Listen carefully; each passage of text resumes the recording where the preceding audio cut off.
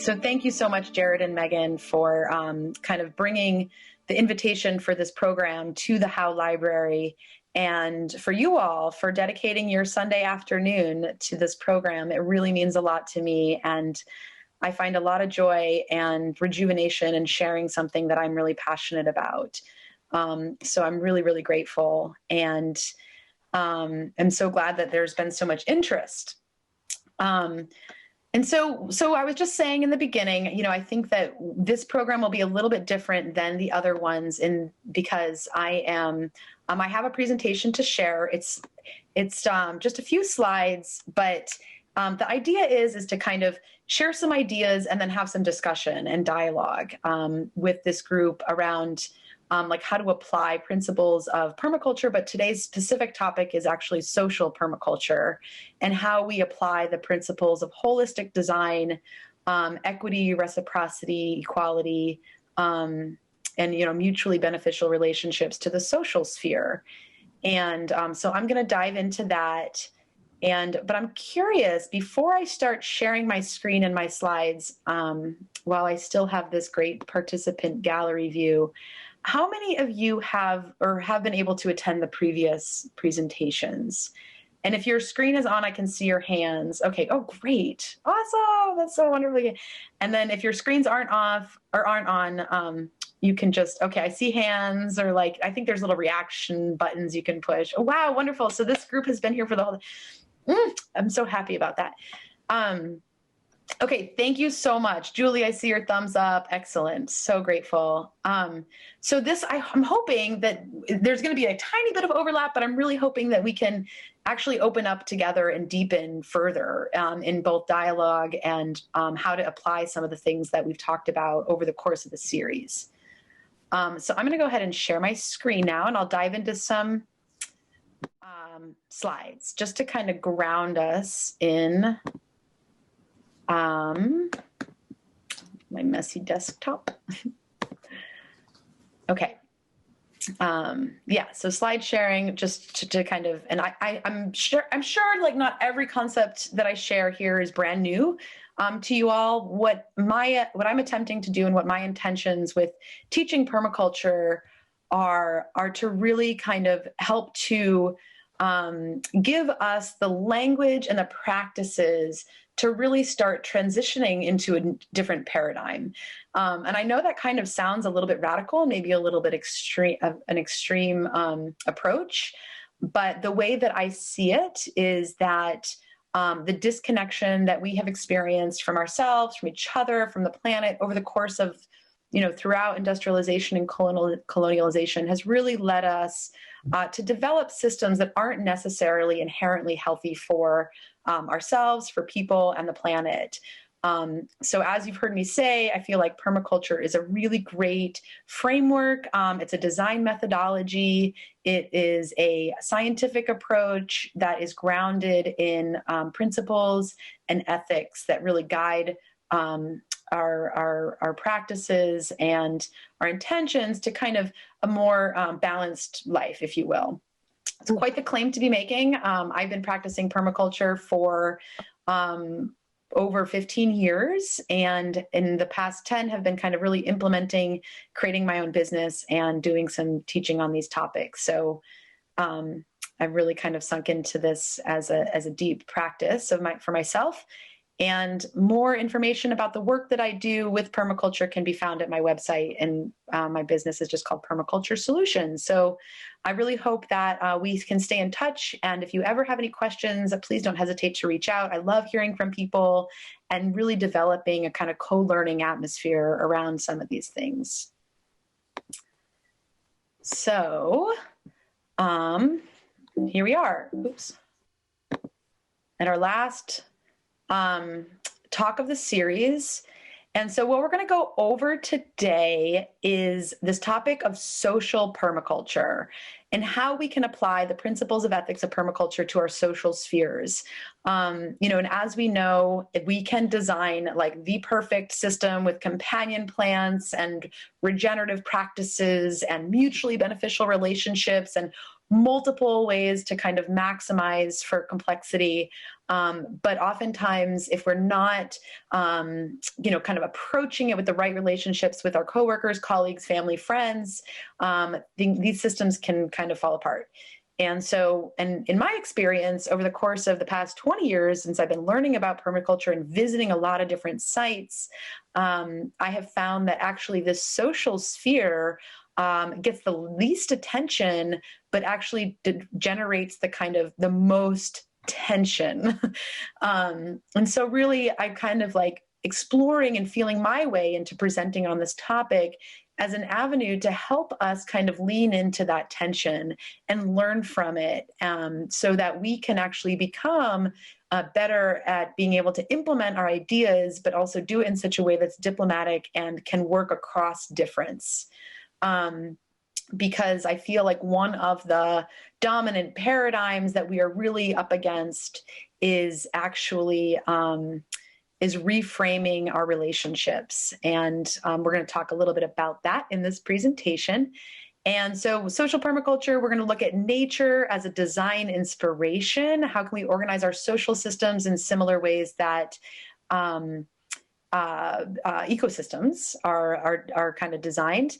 And then how social justice fits into this. I really feel that if we are not practicing social justice and working towards social change, we're not really implementing the true meaning and intention behind permaculture.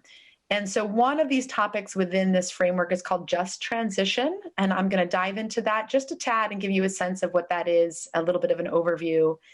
And then how that applies to really creating regenerative change within our social, economic, educational systems like this. What I'm hoping is that you can understand how this framework can be applied to actually any system. And then I hope to open it up and really hear from you all. I would love to hear, if you're comfortable sharing, who you are, maybe what you do in the world, if you're up for that, up for sharing about that. Why you came here, and if you actually got what you came here for throughout this series and also today, of course. And I really like to learn more about you, and hopefully we can have some discussion on how best we can implement some of these practices.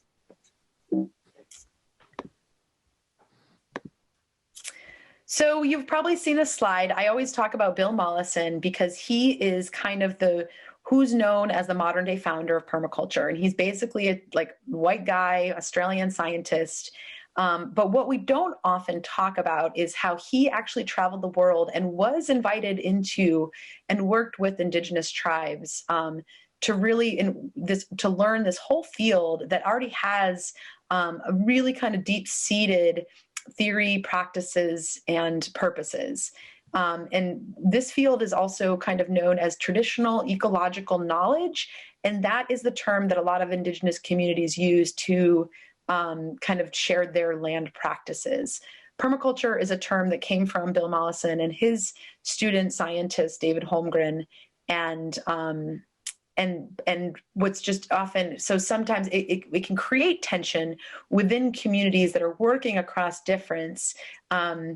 If we do not understand that if we don't really kind of acknowledge that a lot of these principles are not new, these are ancient traditional practices that have they've just been modernized or kind of written into different frameworks and books so that they can become palatable to the Western audience and more accessible to more people.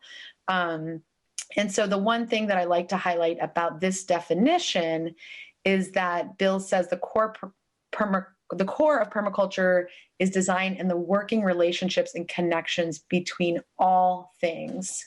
And we're really kind of working from an integrated, interconnected approach with this framework. So I always say that, and even, if you can look up Bill Mollison and learn about, how he was able to kind of be an anthropologist and an ecologist. But we're really grateful to him for synthesizing some of this information. And also we really want to be considerate and not be just culturally appropriating practices that haven't, been kind of shared with us or given to us. So initially, and I'm just going to be really transparent, we were talking about bringing this discussion and this dialogue to the community. And I really wanted to bring in some Abenaki individuals to share the land practices and where that community is at in terms of like receiving acknowledgement as a tribe, acknowledgement that this land that we operate, that we live, that we work on is really unceded Abenaki territory.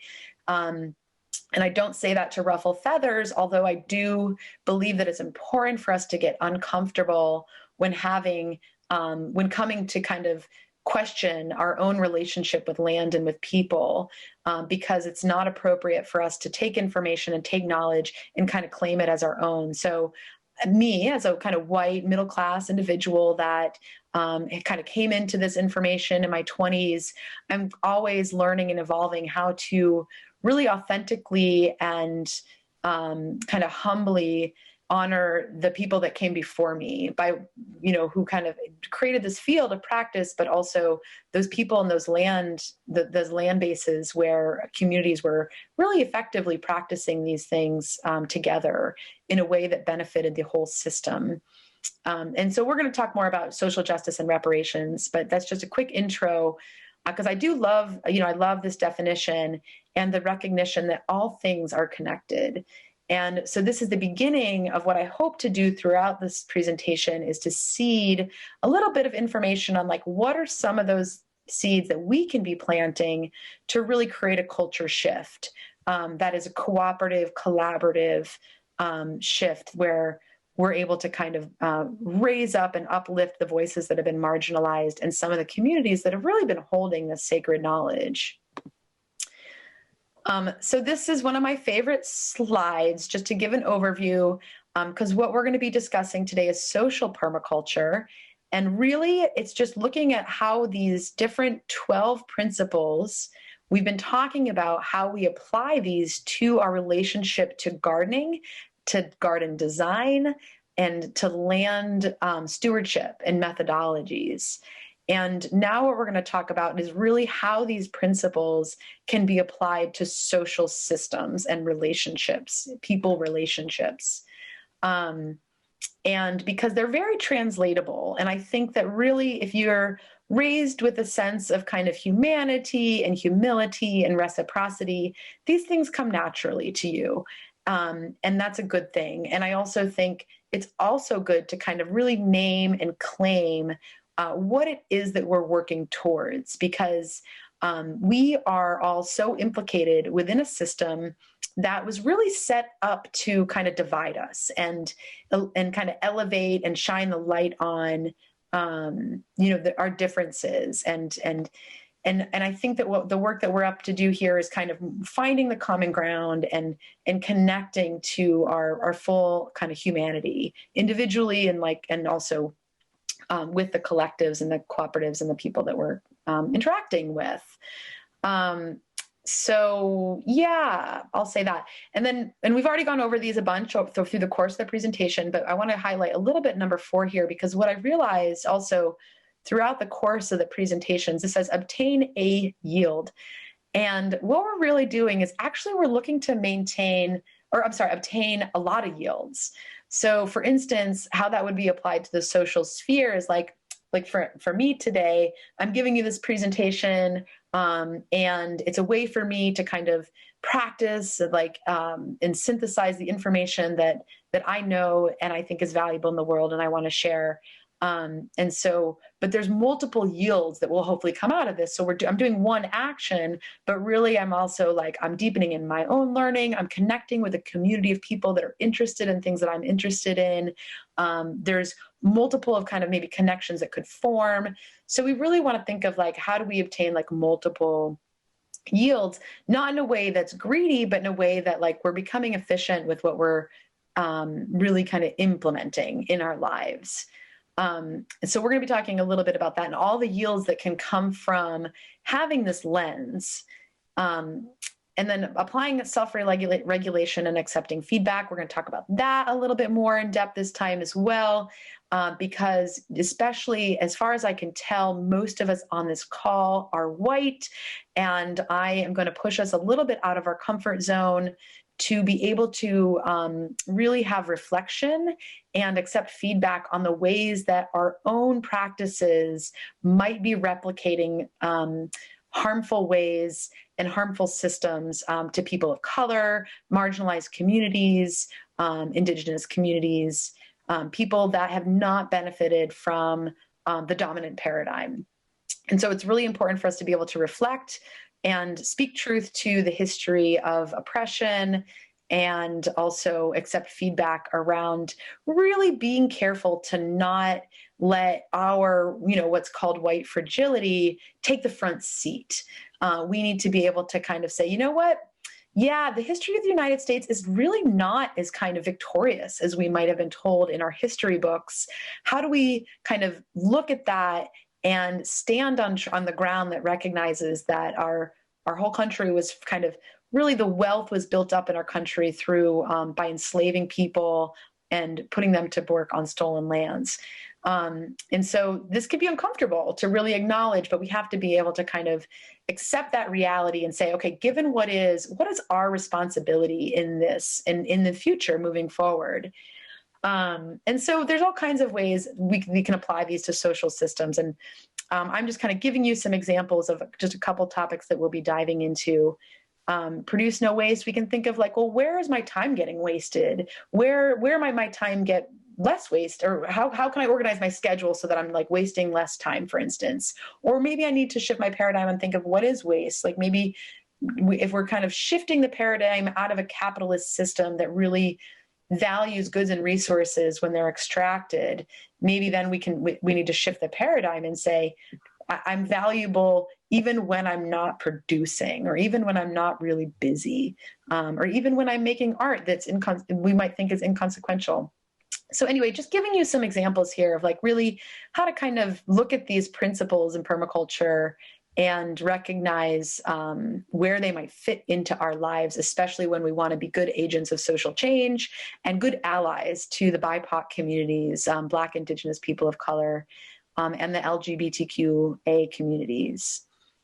So anyway, as you can imagine, and I'm sure I would love to kind of, we could have like a whole session just looking at all the ways that these principles can be really, grounded in our lives, integrate rather than segregate. Like, obviously this is so clear, and we're going to get into kind of talking about how to do that when it comes to really opening up to different perspectives than our own, and how we can truly listen and integrate those perspectives.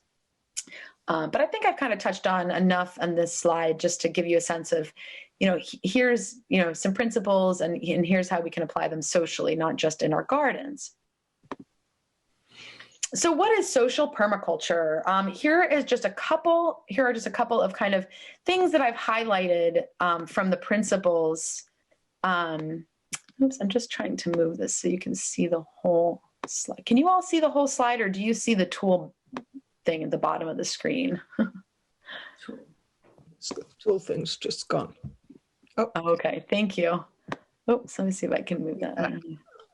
Okay. Well, anyway, so social permaculture, it's really applying these design principles to the social sphere, as I said, meeting human needs while regenerating the environment around us.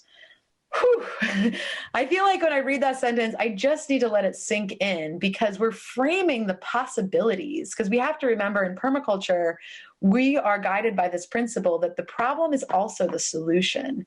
And so, I think relating this to social justice and looking even at the environmental movement, we, coming out of the 80s and even the 70s, when the Clean Air Act and all these things were being implemented, we did not do our best to recognize environmental justice and how important it was to be working for racial and social justice issues alongside of environmental justice. And I really think that's one of the reasons that we've seen the resurgence in the social justice movement around Black Lives Matter, because we have really not fully addressed the fact that we leave people behind, and we're okay with that. And that's really not okay.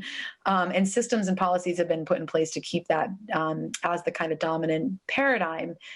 So what we're doing here is meeting human needs while regenerating the environment around us. And that is kind of highlighting the interconnection that we have with each other. Because on some level, if there's anyone that's hungry in our community, you may or may not believe in this like I do, but you will be impacted by that. So this is kind of bringing back the wholeness of humanity and our interconnection. So we want to design for difference and for diversity. So what this looks like kind of applied to the social sphere is any kind of committee or board or organization that I'm working with and for. We're really kind of looking like, are all the people that need to be in this conversation here? And if not, why not? Especially when we're doing the work of social change, if we're looking to serve communities or better other people, if they're not a part of the stakeholder group, then there is something wrong with our design process. And we want to be getting perspectives from all across the different sectors. And so I'm sure everyone has had some maybe experience working within an organization or a business where obviously there's different departments. And we know what happens if the departments aren't kind of in a cross dialogue, kind of mutually kind of problem solving type framework. And so we're really kind of working towards like thinking who's at the table, what's not being represented, and how do we design for that? And so what that means is then when we do that work and we are then working within groups that have a more representative constituency of people that make up the world, we might also have to do our work of either stepping back and making sure that, like, if, for instance, I'm a white, kind of privileged individual, if I'm in a group where there are a difference in race and class and gender, I want to really listen to those experiences because those aren't experiences of my own. And especially if I'm looking to shift systems towards a more just and equitable relationship, we have to really listen to the experiences of those people that the system has not worked for. And what our culture does is we suppress and we kind of take away that validation and say, well, and especially with these issues of class, we are the dominant paradigm, whether we all believe it or not. Somehow it's implicated within our being, where we have, that person must be lazy. They've been working hard enough. They got to pull themselves up by those bootstraps. Because the more that we kind of break away these systems of white supremacy, capitalism, some of these structures that have kind of led to environmental degradation and social injustice, we really start to see the kind of cracks in the system. And it's important that those people that have experienced those injustices are a part of sharing their experience and building them in such a way that no one gets left behind. And so there's a subtle shift there that I feel like we're experiencing as individual leaders, but also on a large scale. Like, this is not the Peace Corps approach. The Peace Corps, I think we can be critical of it in such a way that says, it's different than like, let's go into a territory and say, okay, I think that this is what needs to happen here, versus really listening and allowing that to come from within and allowing the group to go through a process where it can experience the tension together and move through that tension in such a way where everyone's voice and everyone's presence is equally valuable and heard and kind of brought into the cooperative approach and model.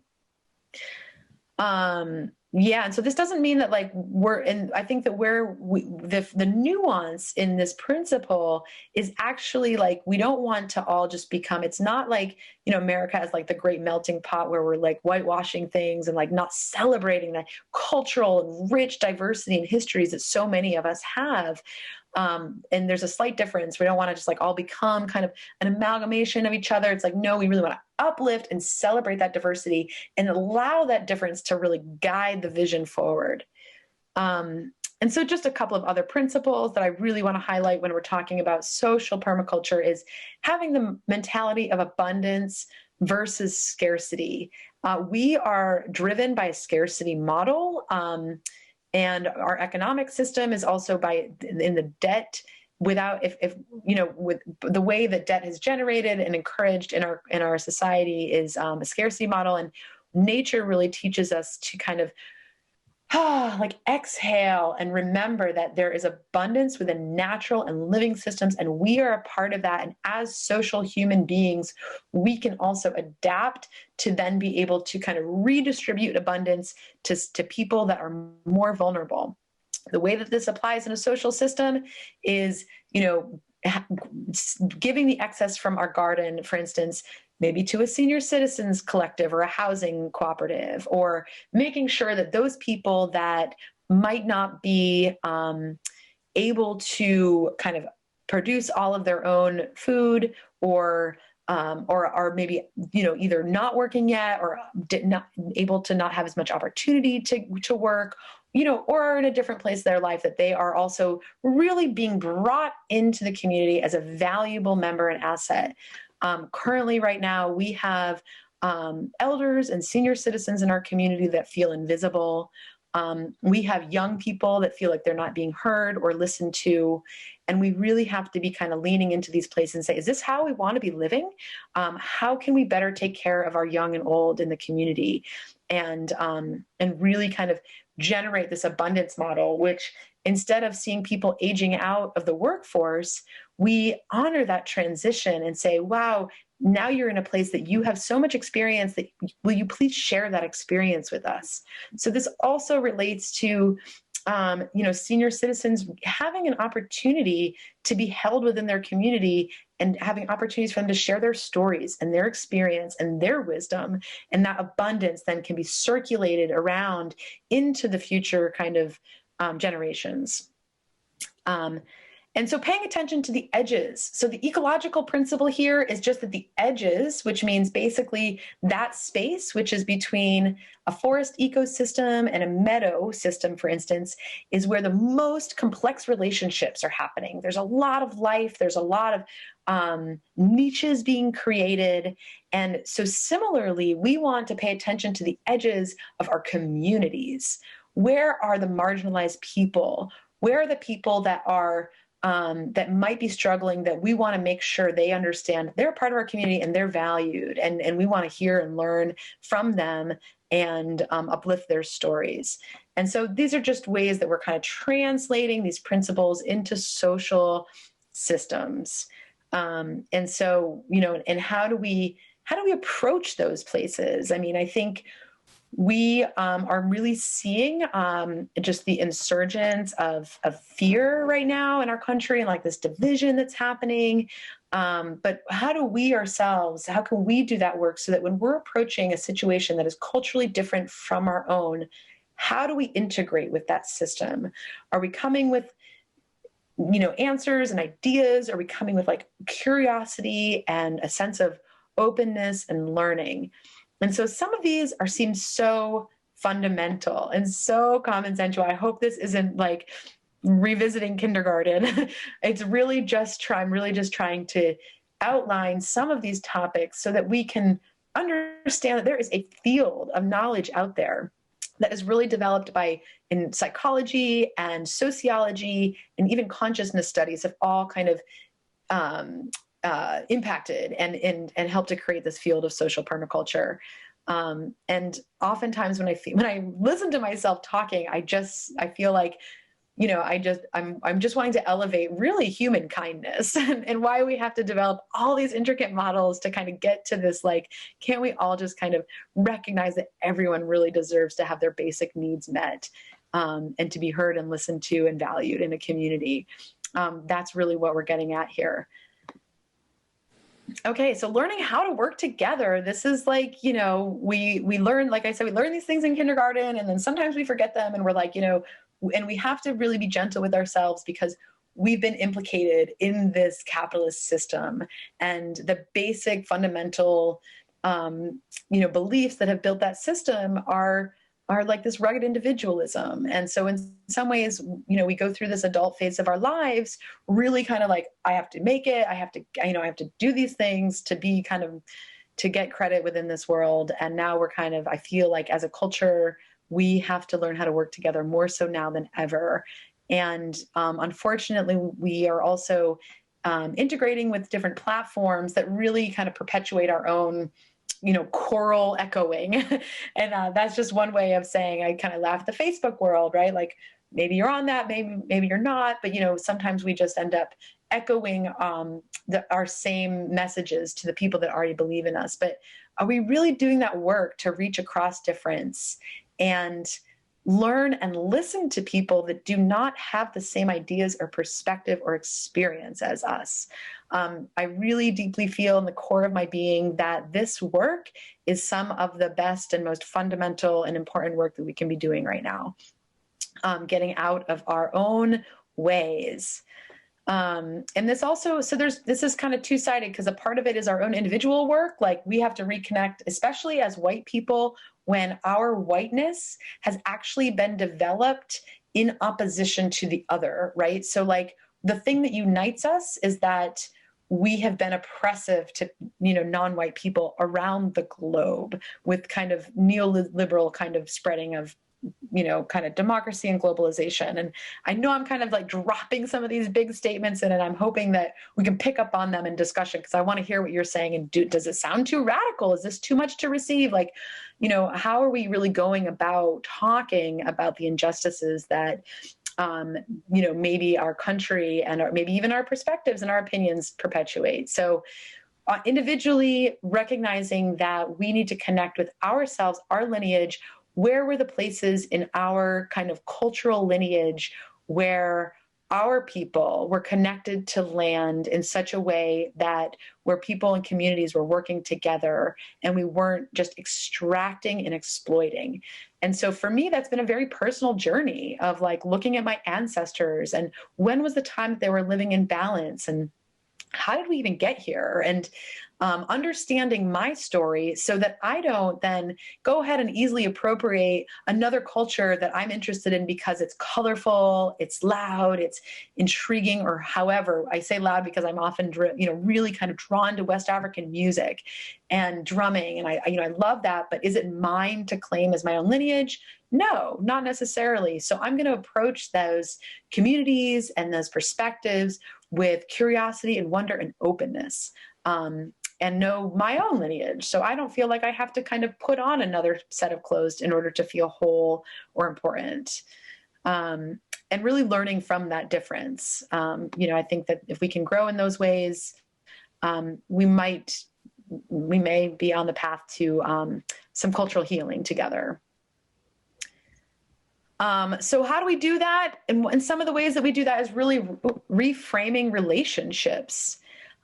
Because as we know in ecological systems, we're designing to increase the most kind of complex relationships that there are, and the number of interactions that are happening with those relationships. Because what we know is that when they're interacting in ecological systems, the health and the diversity of that system really increases, and it's able to withstand different changes or shocks to that system.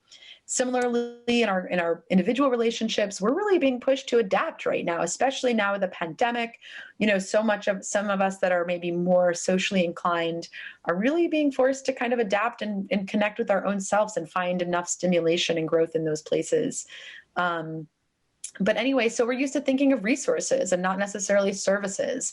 Instead of thinking about what is the commodity that can be extracted from that, we can think about what are the services that are making that happen and valuing those interactive relationships within a system. And so we can shift from thinking of commodity to community. And that's just like one example of a way to do that. And then we also are thinking in design and learning from ecological systems that maybe you've all seen that wonderful image. I tried to find it, I couldn't today, but where it's there's a pyramid and it says ego-logical, I think, and then it's like the human being at the top and all these other living being animal systems at the bottom, versus ecological, and it's like this circle. So where there's interacting, but there's no hierarchy. And I think that this is another paradigm that we're really trying to shift, is like, there are power dynamics that accumulate in hierarchical systems that are really harmful to certain communities and individuals. And so if we can value each other just like we would ecosystems plants within ecosystems for the beauty and the diversity that they all bring and integrate within the system, then we can, be one step closer to really kind of creating a more, harmonious situation. This also means suspending our own judgments. We might have ideas of how this would look like, every kind of project that I come up to, with, I see a number of ways that the design can unfold. But if I don't suspend my judgment or my ideas about what that's going to look like before I really talk with everyone involved in the system, look at what's possible, understand the natural systems that are happening, I might not see the way that the design can really kind of evolve and pop and reveal itself. So it's really important that we're doing that, because I'm also going to throw out another word here, which is we're kind of, I think that we're in this work and in this era of really decolonizing.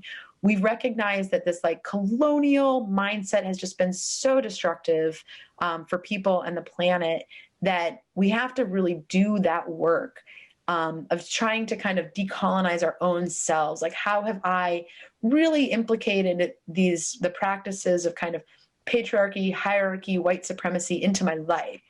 And how can I unravel that? And a large part of that first comes with really unlearning, like learning the true history, and like how, when people were being stolen from, what we now know as Africa, but actually all over the global South, those people were also experts within their communities. They were the growers, they were the healers, because that's what people wanted here. And so that's just when we have to really kind of tell the truth of what it is and how it was formed. And this isn't in such a way to say, oh, we have to feel like, yeah, we should really feel like not necessarily guilty, but just like, that is not right. Like, can we imagine that happening if the tables were turned? And so really kind of approaching it from this place anyway of like kind of ridding ourselves of how we might think of hierarchies and how power is accumulated within systems. And we're going to talk more about that. And so part of this is moving from competition to cooperation.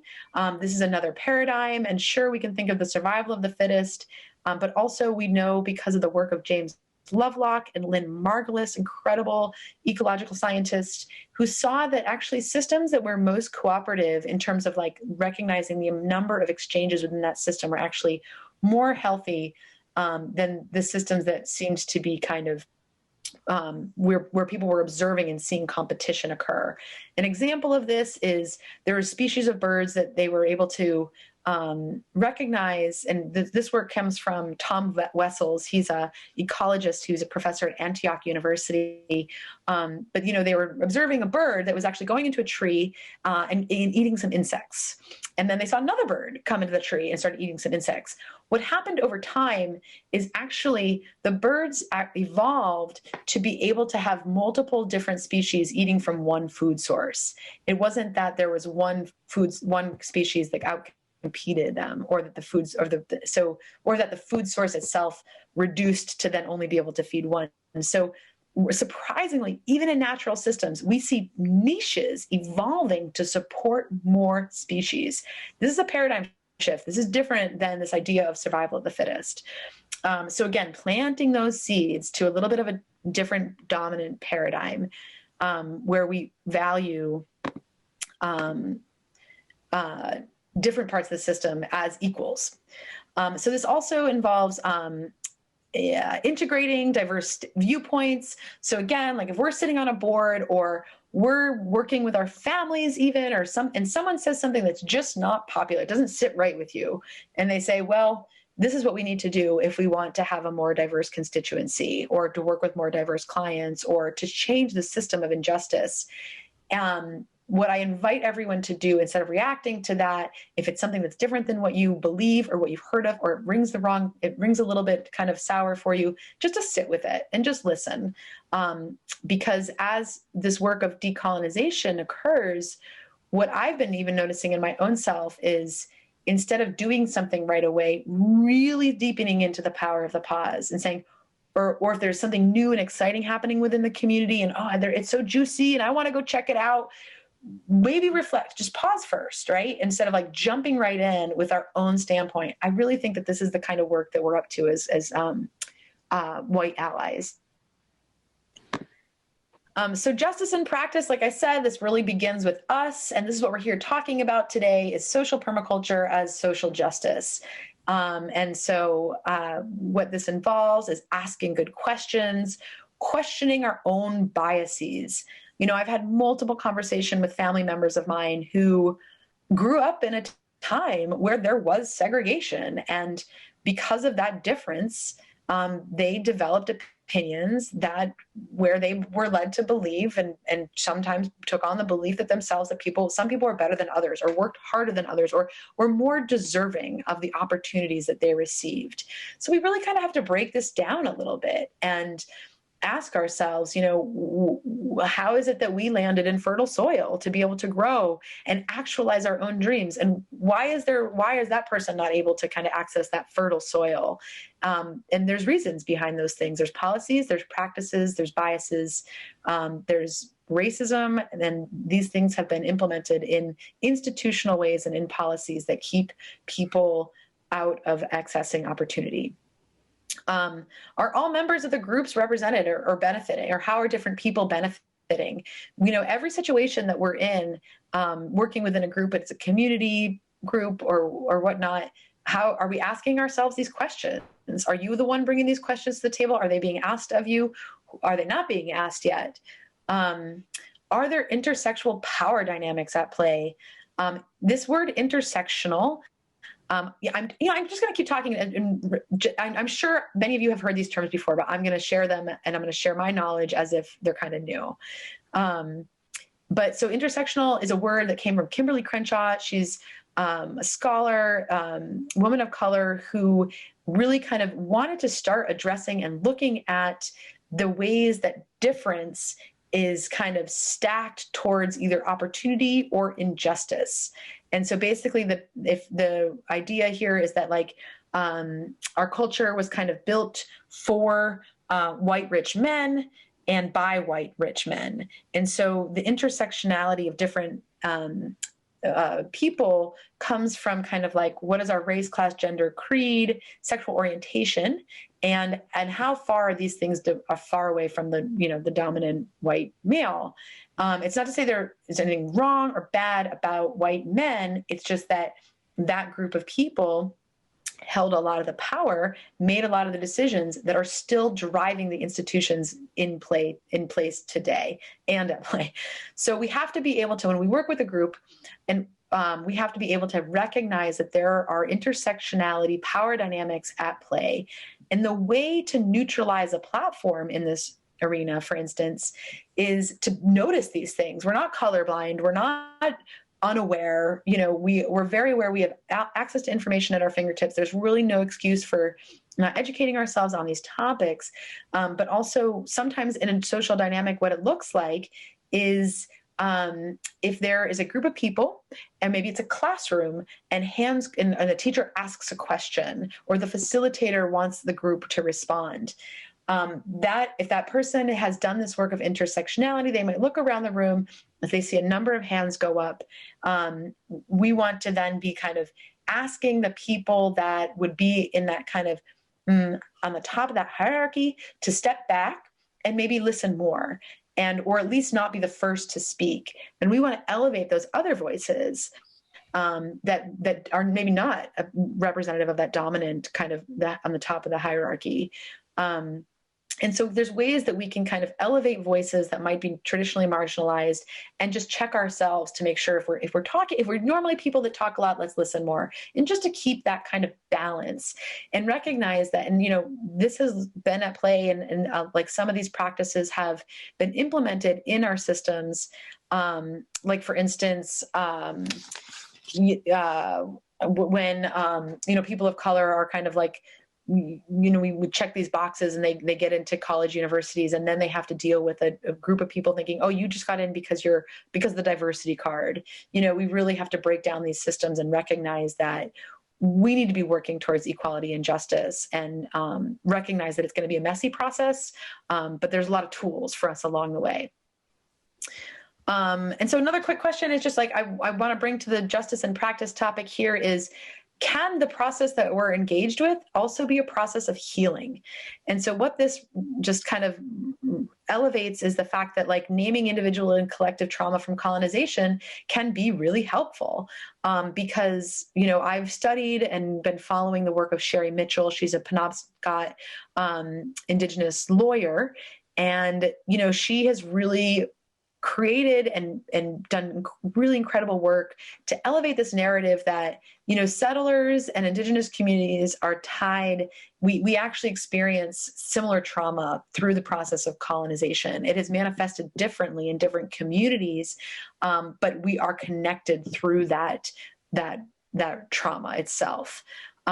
So how do we get beyond that? You know, we start validating people's experiences for what they say they are, instead of saying, oh, that could have happened, or, oh, how could that have happened? Or you must have done something. You know, those are all our internal biases that really prevent us from kind of moving into this place of across difference and actually getting to that work of being able to, for instance, you know, work with people that might not see things the way that we do. And this might even include, you know, my politics are kind of progressive. And so the work for me in this area is to kind of try not to really demonize people that might have voted for Trump. Like, are there ways that we can kind of come to a common ground and recognize that there's so much divisiveness that's really being put out there that is averse to our own humanity? So this is just speaking to that dominant paradigm and how do we really uproot injustice. Part of it involves looking at the values that just inform each system. I've used the word paradigm quite a lot here. And what I want to reference is that a paradigm is basically a system that is reinforced by the beliefs and practices and actions of people within that system. And so it's a whole field. It's an incredible field of knowledge. But some of the idea is that in order for a paradigm to shift, some of the people that are in those positions of power that hold those beliefs, they really have to kind of evolve out of the system in order for the new system to emerge. And so again, I feel like this is the naming process of like that threshold that kind of we're living in this time, is how to like have one foot in this dominant paradigm. Like, for instance, capitalism, we understand that it's like has destroyed our economy. I'm sorry, destroyed our environment and our social structures in a lot of ways, and like our healthcare system. But we're still there. We still use money as a form of exchange. And it's not necessarily that we need to go back to some kind of old system, but how can we really evolve forward and move into this realm of reciprocity, equality, and justice? This can happen.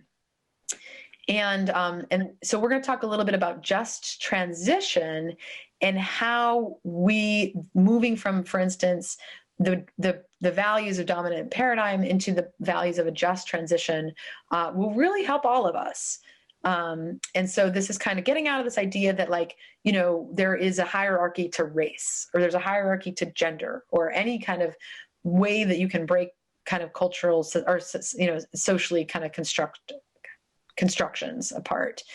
So we're moving from patriarchal, where, you know, basically, you know, the male perspective is kind of the one that is kind of dominant, and to a non-hierarchical perspective, everyone has an equal and important value, an inherent value in our society, in our families, our structures, our workplaces, everywhere.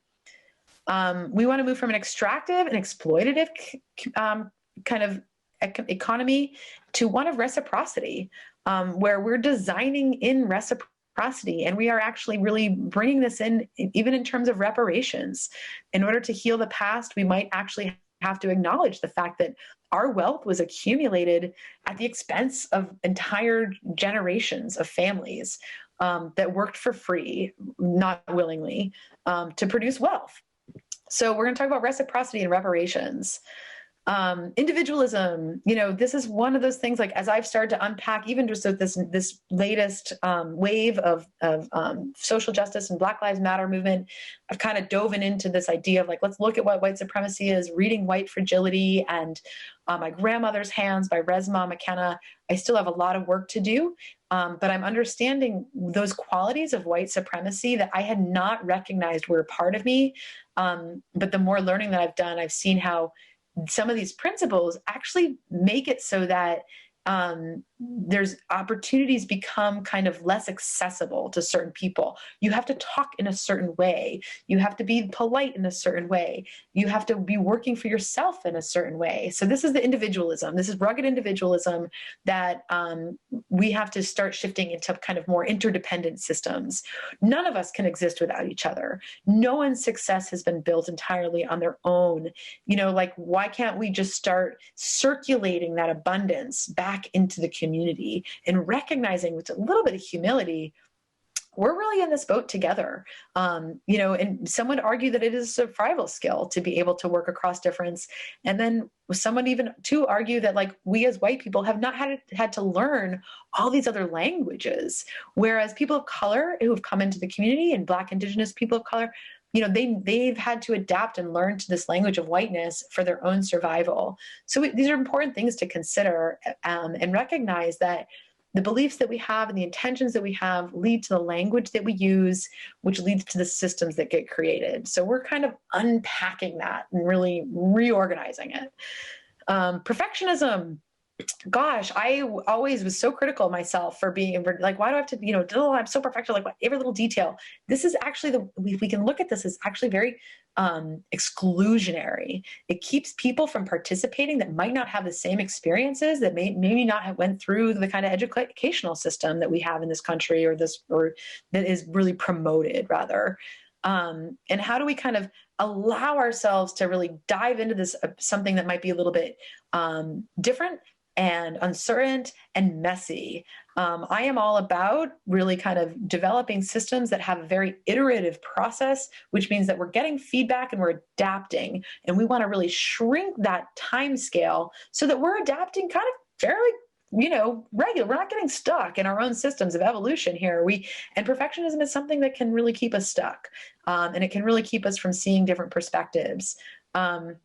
And even right now, I'm like, wow, I'm noticing the little differences in my slides. Oh, I have a colon on that one. I didn't do it on that one. Like, maybe there's some of you out there that are, judging me for that. Maybe not. I'm judging myself. But either way, breaking that down, recognizing there's a lot of ways to present and share and integrate and, learn information.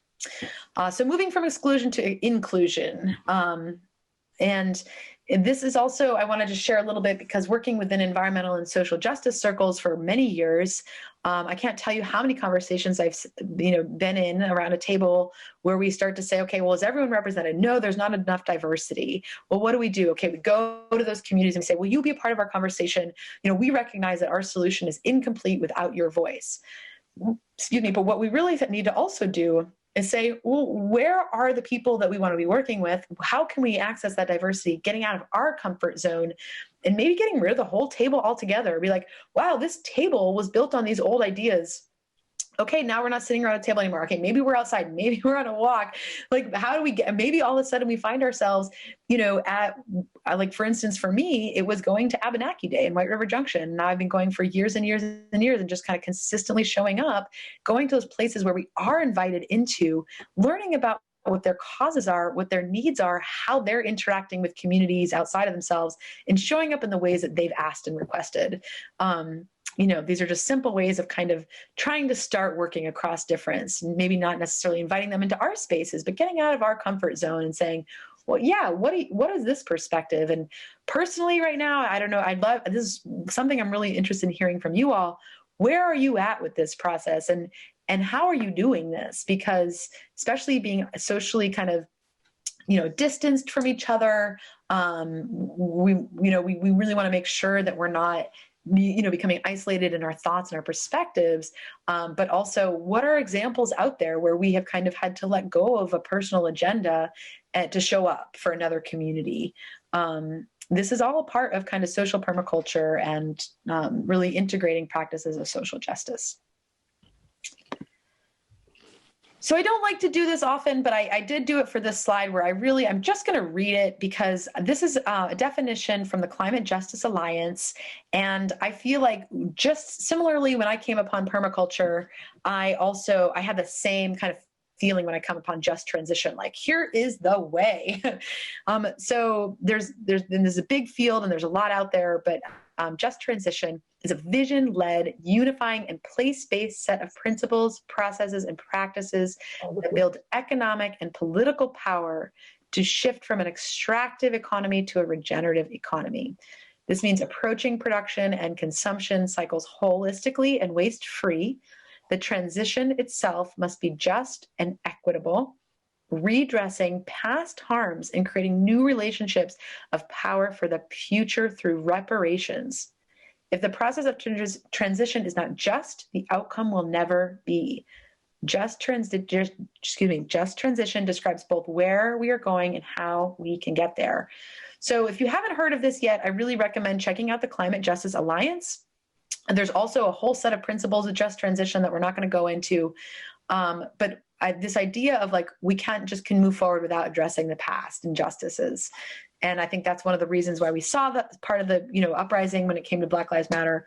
At what point, what is it going to take for us to do this? And we're not going to be able to do it societally or community-wide if we can't do it within ourselves. So I think it's really important to read these words, and I actually have this posted on in my desk so I can look at it and reference it, so I can make sure I'm in alignment with this change. This is an example that I got, just from the website that just shows, it's just a visual for those of us that are more kind of imagery type learners. We have an extractive economy. This is something that where, the forest is not valued for the trees until it's extracted. Workers are exploited. The profit shares are kind of redistributed through shareholders versus the people that are actually producing the good and creating the value within the system, to a regenerative economy. So this is what we want to move towards. And so while we're working on kind of like naming the extractive economy, trying to keep coal in the ground, recognizing that we are on a very steep trajectory towards a very uncertain future if we do not shift our economy and into more regenerative practices, we cannot continue to live on a fossil fuel economy. So anyway, so while we're kind of doing the work to name and stop some of the things that the institutions and practices that have been implemented in the past, we're building the new. So we're doing so with caring and sacredness. I think it's okay to bring back some recognition of doing this work is sacred. Working with other people is messy and challenging, and we need to be gentle and caring with ourselves and each other. We need to ground ourselves in purpose and meaning. It's my kind of feeling that we're hungry for this. We want to learn how to get out of our own way and integrate more with more diversity. And having this kind of meaningful purpose in our lives actually contributes to a level of happiness that we might not even know we're really missing. And so this leads into kind of governance. How are we governing ourselves? How are we creating sovereign systems where we're really looking out for all parts of the system, recognizing that when we give to those parts, the whole is also benefited. And so resource regeneration, reciprocity, we're not growing vegetables every year without giving some compost to our garden. That would be silly. But we've done that as a culture, and now we really need to start building back some of these practices. Gosh, I really feel like I'm on a pedestal here. I'm not trying not to be so preachy. So this is just a little diagram I actually made. I'm trying to kind of find more visuals I was having a hard time kind of finding some fun and colorful visuals for us this afternoon. So bear with me here, but there's principles, practices, and processes. Some of the principles are like really seeking out and moving into diversity, recognizing that all parts of the whole have inherent value. And there's webs of mutuality, right? We want to be creating webs of mutuality, meaning every part of that system is somehow benefiting and giving back to the whole system. We're getting out of our comfort zones. We're asking ourselves these questions. Who has the power in the room right now? Why do they have the power? Why do people listen when that person talks, but not when that person talks? What's the difference? And really kind of leaning into that and just being curious. Seeking out difference and also reparations. And so I'm going to talk a little bit about just one way that I'm trying to do that with my business this year. And I'm going to get to that in the next slide. Power in the pause. I've also talked about that a little bit. Like, we don't always have to just insert ourselves with all of our, kind of ideas. We can think and integrate and actually sometimes follow the guidance of people that we might not necessarily think the same way as. We have to relinquish control and expectations. We do not know what the future holds, and we can design for these things, and we have to recognize that we're not in control of them. But we can create influences and basically, integrate some of these practices so that we might just have a little bit of an impact in, creating a little bit more of a just kind of regenerative world. So bringing in a little bit more permaculture language here, just to kind of look at these principles, really how they can be applied to the social sector and the social spheres, like zone 0 being the self, really developing that self-awareness and self-transformation. I think that this has to be where we start from. A lot of change comes from within, and especially if we're up to the work of changing some of these systems, we have to really embody that change. And recognize that there are a lot of different forms of diversity. And so if you are not interacting with people that are different from you in any one of these pies, I highly recommend seeking those people out and spending some time with them. So using and validating marginal. So that's the edge effect I've talked about. Designing interventions. So what happens within a system when a power dynamic is at play and no one is saying anything, or maybe when an injustice occurs, how do we address that? And so I'm a really big advocate for actually setting principles and parameters and boundaries for groups to be able to move through a process together so that it can be safe and also not replicate systems of oppression and discrimination. So that means basically designing for interventions. So recognizing that it will happen. Some part of ourselves that hasn't implicated, even if we've done the work of learning social justice and learning from movements and unlearning racism, we are all implicated, and there still might be something that comes up that says, oh, wow, you know what I just said? I felt a little bit discriminatory, or I felt like I'm a little bit stuck in my own perspective here. We have to be able to name that, and also within our workplaces and our family structures, address it in such a way that we are moving towards a solution. And we're sensitive beings, and it's understandable that we might get our feelings hurt if we realize, wow, I really was kind of racist about that. We really have to move beyond that, though. We have to move beyond our fragility into saying, yeah, we're gonna make a plan. So if someone recognizes that, or that there's any kind of system injustice being replicated here, or not all voices are being heard, how are we going to use ourselves, our privilege, our voice to kind of bring light to that and shift it, which involves self-regulation and feedback. And then having this angle of just focusing on healing and justice and really learning from the experiences of others. We do not do that well in our culture at all. We would rather kind of argue our point versus, and I know this is not always, and I know I'm making generalizations, and we're all somewhere along this path, hopefully doing the best that we can. So what do I have? Okay, so inner transition, this is basically like, what are the aspects of what just transition looks like on the inner sphere? We're really kind of creating spaces that are liberatory. Like, we want to liberate people and free our thinking and kind of come up with solutions that are really integrated and wholesome.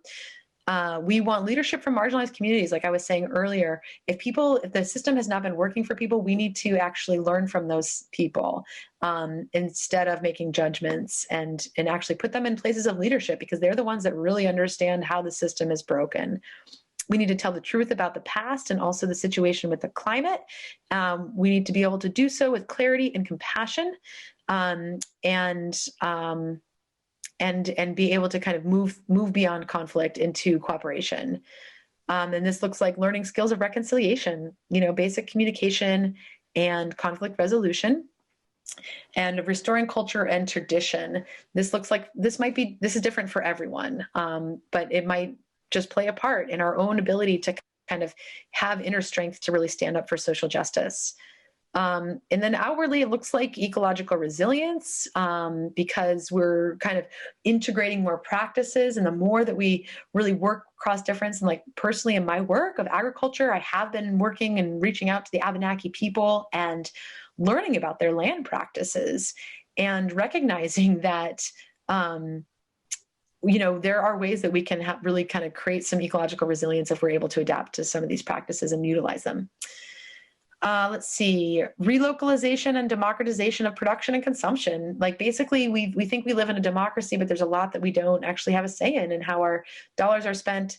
And especially when it comes to what we're producing. I mean, I was reading, plastics is a really big issue for me. And in the way that the plastics industry has just created so much real, kind of detrimental environmental impact. And only 9% of plastics that are recycled actually get made into other products, and it hasn't actually impacted the point of source production of plastics at all. There is zero decrease in the point of source production for plastics. I know I'm getting onto a tangent here, but I just am saying, like, if we don't, and I also understand that I feel like if people had more, if it was a democratized process, I don't think that people would be voting for the kind of system that produces a plastic spoon that that consumes up to 20 gallons of water just to be produced and is going to be around for 2,000 years just so that we can use it once when we buy a yogurt or whatever. Like whatever produced that kind of a plastic spoon. Whatever system produced that has to go, in my opinion. Anyway, and so in that democratization, of course, kind of can extend out to like food, energy, education, and health systems, hopefully creating more sovereignty, so that we are recognizing that like our health, our food, our education, these things are coming from within our community and are accessible to us, and we have decision-making power around it. There's a real reclamation kind of at the foundation of this. And I think this is probably where I'll talk about reparations. I've had to do a lot of my own work just to even feel comfortable with this word. Even the word white supremacy, and the beginning of my process of kind of unraveling these things for myself was very kind of prickly. I thought to myself, I was not a part. I wasn't an individual that actually took people's land. They may or may not even have been my ancestors. Why is it my responsibility to even be spending my time learning about this? And the more that I unpacked it, the more that I realized, I benefited from those systems. So I benefited from the real oppression and genocide of whole communities of people. So I remember the shifting point for me where I thought, wow, like what a worthy effort to spend one's time even just understanding that culture that got suppressed. What are some of their practices? Like what happened to them and where did they go? And because I don't know, like there's a part of my heart that was aching to kind of know that information and like, what is my presence here? How did that impact this other culture? And so it really became part of a practice for me to look into my community and figure out how can I give back. And it wasn't necessarily because I was being told to, it was just because it felt right to me. I know that I've accessed opportunities and privilege that other people haven't, that don't look like me or didn't have the same experience as me. So I reached out to the community, and I've been working with the Winter Center for Indigenous Traditions, and it's an Abenaki run. They actually have a board of directors from multiple tribes, and they work on protecting land, and especially land that has been used for cultural and ceremonial uses all around Vermont. They have an incredibly rich history of writing and information and knowledge that was passed down from generations to generations of people, and they're doing really important work. So I decided that I was going to give 5% of all the proceeds from my business to them on an annual basis. And in the process of giving reparations, there's a lot of different approaches to this, and there's a lot of different organizations that kind of will help sort out what's the right process. And but I basically I had a meeting and I told them that's what I wanted to do. And and they accepted, and they had already put an invite out to the community to raise some money to buy the building that they will store their research and their library of archives in, and where they work out of. And so, I didn't expect anything from them. And but anyway, over that time, we've been developing kind of a relationship. And that's something that I feel like has just, it's felt good to me. It feels right to do. And I'm able to profit, on land that was traditionally Abenaki land. And I live here, and I feel like it's just one small way to kind of equalize that platform a little bit. But there's a number of different people that are actually giving land over, or they write in their lease or their deed or their will, rather, when they pass away, they want the land to go back into Abenaki hands. There's also a tremendous amount of people that are giving land to Black farmers and young Black individuals that really want to be integrated and on land and steward land and grow food as a part of their own process of just transition or their own calling. And Soul Fire Farm, there's some great, and we can talk about this with the discussion. I realize I need to wrap it up so we can actually have a discussion. And we're getting there. I think this is my last slide. So this is an example of regenerative economy. It's a whole field out there.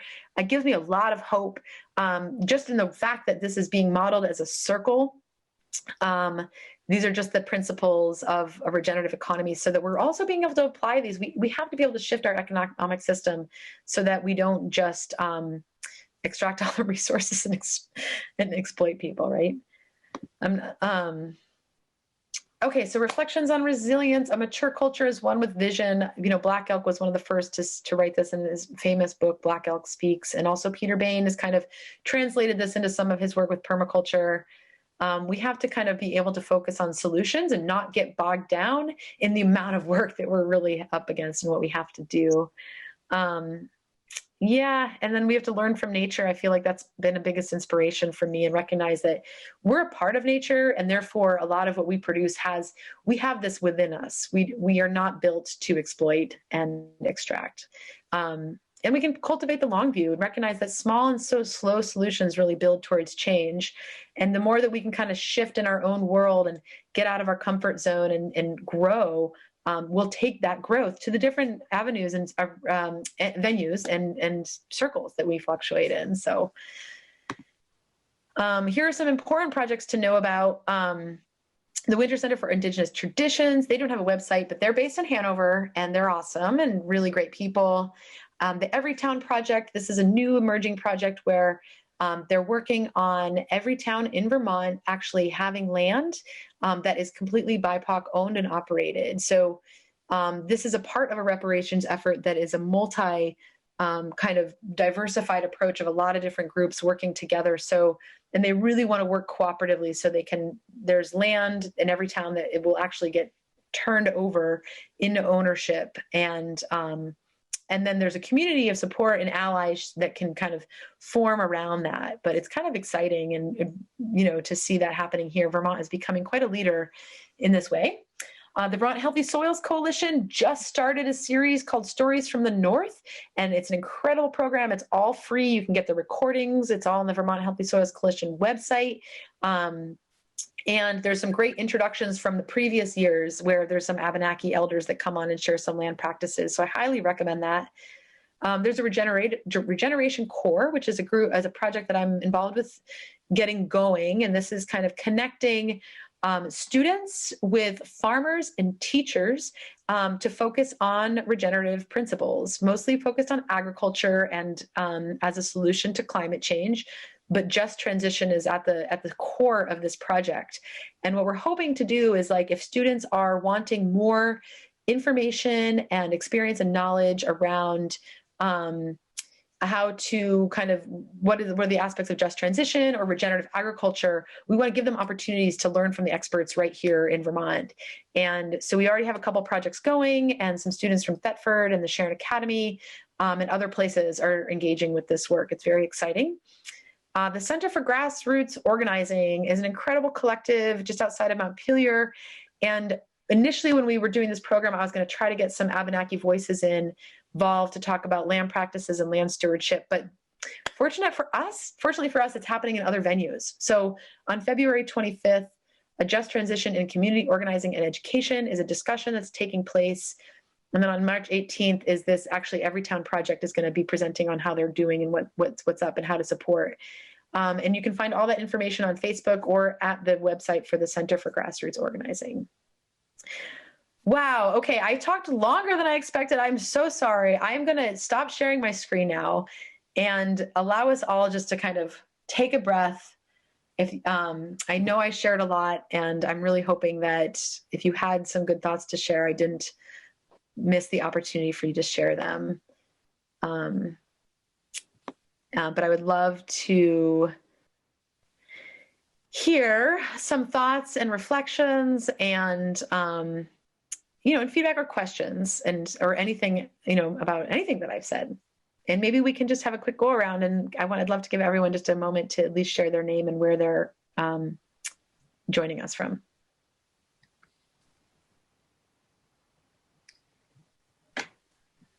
Yeah. Hi, Leah. Hi. Could I don't want to trespass on knowledge that is privileged, but could I ask you how you have integrated Abenaki strategies of planting into your work? Absolutely. So one of the things that I've done is I went to the Hartford Historical Society, where actually there's a fair amount of Abenaki kind of knowledge and history, and I talked with them about some trees that we were planting for a project called the Upper Valley Apple Corps. We were planting fruit and nut trees for free and public picking around the Upper Valley. And I wanted to make sure we were doing it in such a way that honored what they wanted to see growing here. And so they educated me about chestnuts. And so, because it was right after the American chestnut, because of course the blight happened, and then it took 17 years to recreate those genetics to have a blight resistant variety. And so they basically said to me at that moment, like, the apple thing is kind of like Johnny Appleseed and spreading apples, and it has this like colonial thing to it, but the nuts we're really into. And so I've been learning from that, like, and trying to incorporate that knowledge. I went back to the group and I said, we should probably change our name.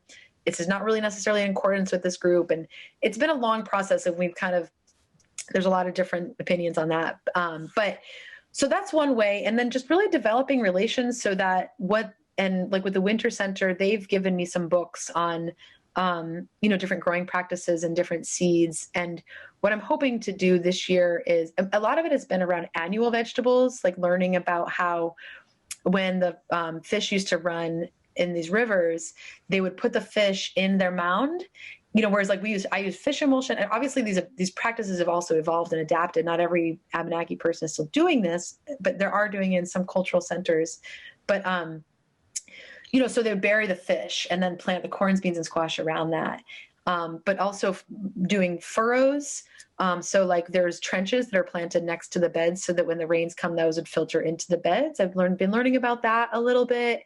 So really it's been a slow process of me just kind of like showing up and asking questions and like, hoping that they'll share information with me. And because I know that generations previous, actually, especially the Mashpee Wampanoag were the ones that are kind of known for welcoming the Pilgrims. They shared a lot of information with the settlers, and a lot of that, of course, got then used against them or was exploited. So it's a very sensitive thing, and I just try to be as respectful as I can and hope to build trust and say, if you share this with me, I'll hold it in a way that is valued, and I'm not going to use it. So, I mean, those are just some of the ways, but a lot of the nut actually, when we planted the nuts, and I've now kind of developed a relationship with someone where, he teaches me a lot about the traditional ways of harvesting, like wild ramps, looking for wild ginger. Ginseng used to kind of decorate this whole landscape around the Upper Valley. And so they say, like, so if I find anything, I'm always call them, oh, I think I found the ginseng or or ginger. And, so just really kind of, forming those. Yeah. But I would love to hear, like, if other people have knowledge and, around these land practices or have had good luck, integrating them. Thank you so much for your question.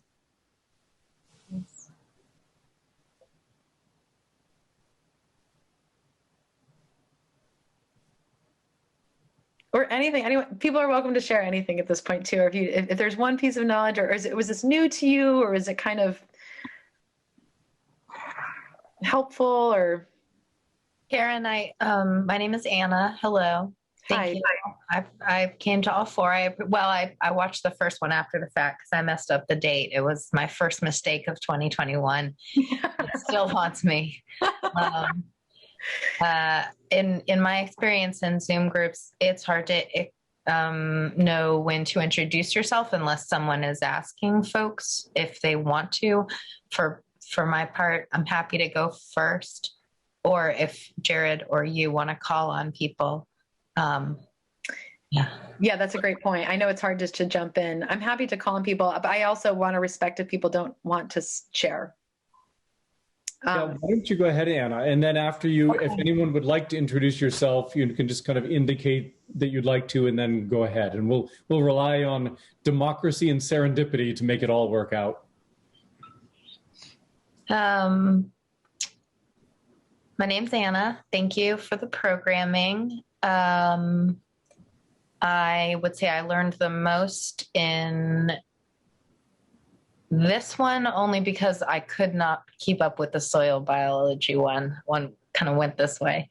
I recently bought a 0.3 acre lot with a house in White River Junction, and have been working to put a lot of plants into this landscape, which is just a lawn. So I'm just working to convert that. And that is how I came upon permaculture, and a friend sent me the series. And yeah, I'm 1 year into that journey.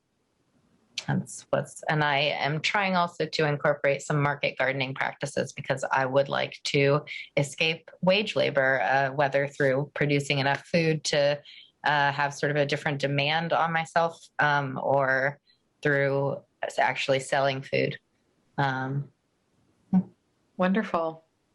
Thank you for sharing.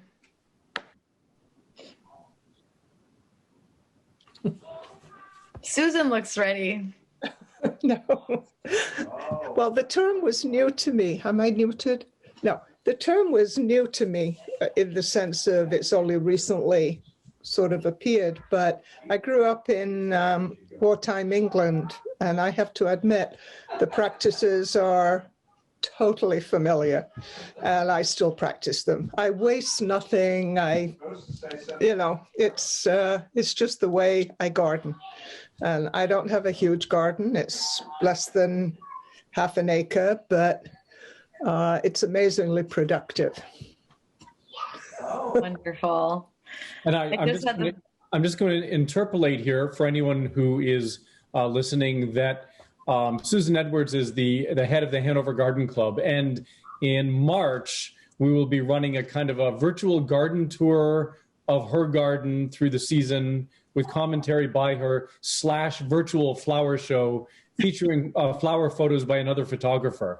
So that will go out to everyone. So keep your eye out if you'd like a different sort of gardening program. We have one coming up in March. And actually, while I'm on this roll in April, we're going to be doing a couple of programs with an herbalist who will be talking about herbs and their uses and growing them, and different things you can do with herbs. So we do have more gardening programs coming down the road. Wonderful. That's awesome. I can't wait to see your garden, Susan. I was just going to say, I wish we could all tour each other's gardens.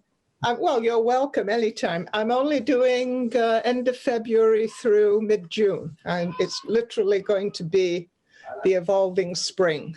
But I'm looking forward. We've only got a week, and it's the end of February, so I'm studying my pussy willow as we speak to see if it develops.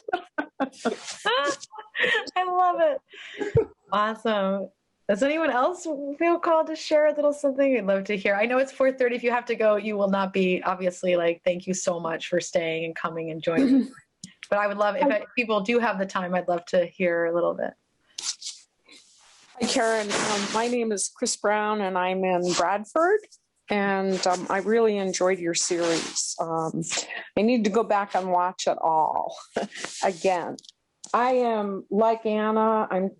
I've eliminated most of the grass on my property, and I'm using wild strawberries and clover to replace the grass. I'm trying to go 100% natural because I read the Talmy books, if I'm remembering his name right, and he's really made an impression on me. I think I do a lot of permaculture just because everything's all jumbled on my property, but all mixed, trees, shrubs, herbs. And what I absolutely enjoyed the most was last week's lecture about wood chips.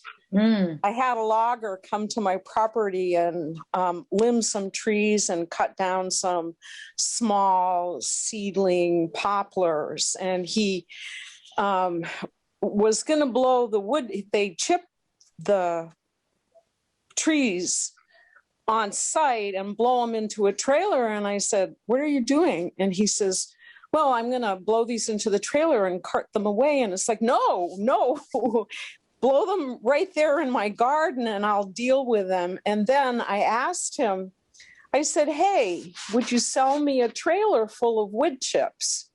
And he did for $50, which I thought was quite the bargain. And I have been spreading wood chips like crazy and loving them. It's just phenomenal. So I really appreciated that part of your lecture last session. You were diddled. They usually give them away, Chris. Oh, well, I got a whole trailer full and I was happy to give him the $50. Yeah, they're starting to pick up on the fact that they're so good. So many gardeners are now wanting them. I live on an island of sand. Plateau Acres in Bradford was what I was told when I moved here. During the age of the glaciers and as the glaciers started to melt, it was an island of sand. The Waits River goes by me and the Connecticut River is like 2 miles away. And so it's very hard gardening because things dry out quickly even if we get a lot of rain. And I have what I call the point. It's a piece of land. I own a gully, so my point goes out in a point, and then there's steep slopes going down to Route 5 or steep slopes going down to the gully. And it's been really hard on the point because it's dry shade. Wood chips have changed my world. The leaves that I would shred and try and lay down in the fall would just blow away with the winter winds. Wood chips do not blow away. Mm-hmm. They are phenomenal. If you can get your hands on some, use them liberally. Yeah, I'm with you on that one. I've just seen the way they build soil. It's phenomenal. Yeah. Thank you so much, Chris. You're welcome. What are you thinking up there, June? Or Jane. Sorry, I thought it was a you. No. Well, I was listening to your my name is Jane Bedford, and I was listening to your program through a program I heard over the last 2 days about the Arctic and all the problems they're having there with difficulties with using too much oil and too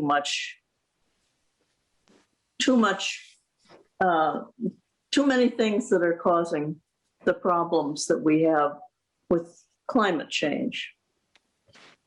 And listening to the way they worked through it, it was a program that had a lot of young people, or not young people, but people who were involved in living on the Arctic and how their lives are changing. And if it's small things with the group, they're able to solve the problem fairly easily among the group. But as soon as it becomes major problems with major, US, China, Russia, other people who want to take over their area and not pay any attention to the people who are living there, then the problems become more excessive. And listening to your way of working through things, first on a small principle and then on the larger one, or trying to work on the larger one, is very fascinating. And just I was fitting you in with everything else, or trying to. Yeah. Way to integrate. Well, it's It's a process, I know. Thank you for sharing. Karen. Yes. Hi, Susan. Ross and Pomfret. Yeah, I popped in a little bit late, but glad to have gotten here. Thanks for all the great info. So a few years ago, I planted a bird row, and I put some high bush cranberry and elderberry and some winterberry and some other things that I didn't write it down, so I don't know what they are now. But the cedar waxwings have just come and cleaned off all the high bush cranberries. Wow.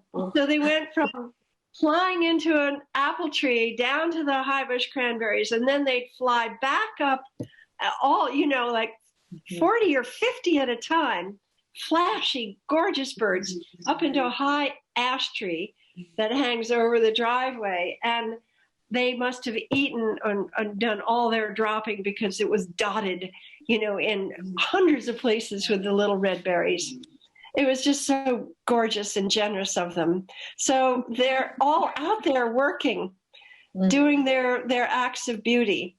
And I wanted to say one more thing. Last year, I started putting wood chips liberally in the pathways of my veggie garden. My son has a mountain of wood chips because he's in the business.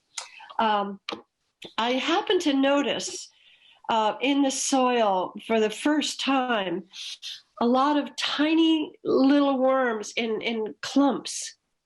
And I'd never seen that before. And I've worked with the elements here for 40 years. And here come these little clumps of short worms, like in a little nest. And I don't know what they were.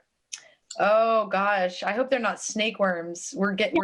Yeah, you mentioned them last week or 2 weeks ago, and so snake worms. Okay, thanks for the reminder.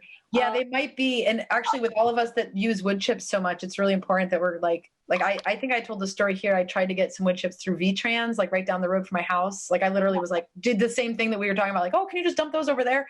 And they said they're sending them all up to somewhere in Fairleigh where they have to get inspected now to make sure that they don't have snake worms, because that's a problem that I don't think we're quite certain how to really even address right now. Like, well, I'll Google it and see how they reproduce them.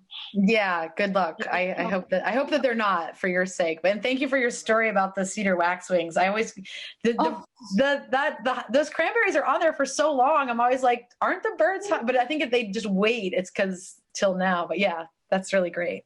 Yeah, sometimes the birds show up and sometimes they don't. It's not every year. Yeah. But anyway, greatly looking forward. I'm about to get my vegetable seeds from High Mowing, and I'm going to have a really good setup in my cellar this year with lights and heating pads. And it's all coming around. Nice. Thank you so much for sharing. And yeah, I look forward. We should all try to reconnect and do garden talk tour. So we'll have to get on the whole gardening thing here with Jared and follow month by month. Definitely. Okay. Thanks, Susan. You're welcome. Does anyone else feel like open to sharing anything? And like I said, we'll follow up with the surveys so that you can, provide feedback in another way. But if you want to take an opportunity, we'd love to hear your voice and any take homes. How are people's bees doing this year? I see your bee on the wall. So yes, hanging on the wall. It is. That's my my costume I wear at the parades to raise awareness about the bees. Oh. Yeah, I've heard both good and bad from people that I don't have bees here, but I've heard both. Some when they don't know yet. Actually, that's been the feedback I've been getting. Yeah, it's too soon to check. Yeah. Good. And Sue is writing in the chat. Well, okay. Well, I don't want to, thank you all so much for your time. And thank you, Kelsey and Sue, for your comments. Appreciate that. But yeah, but I think for your talk. thank you so much, Jane. I really get so much out of these, and just to interact with people around these topics. And I feel like we could probably extrapolate on so many different things and our personal gardens and all this stuff. And I hope I wasn't too preachy for everyone this time, getting on the high horse now. Well, it's good for us to hear, obviously. Good. I hope so. I hope so. Well, you have a good flow with your conversation. Thank you. Thank you. Thank you so much. All right. Thanks so much, everyone. Thanks for everybody. joining us. Thanks, Jared. Take care. Thank Hope you to so see much, you again. Jared and Megan. Jared, send us oh, I want to see Susan's garden. So Okay, I don't know. yeah. I'm not part of the Howe library, so I want to make sure to still. All around to everyone. right. Yeah. Thank you, Karen. Thank you. Bye, Anna. Nice to meet you. Bye. Bye. Thanks again, Karen. Thank you so much.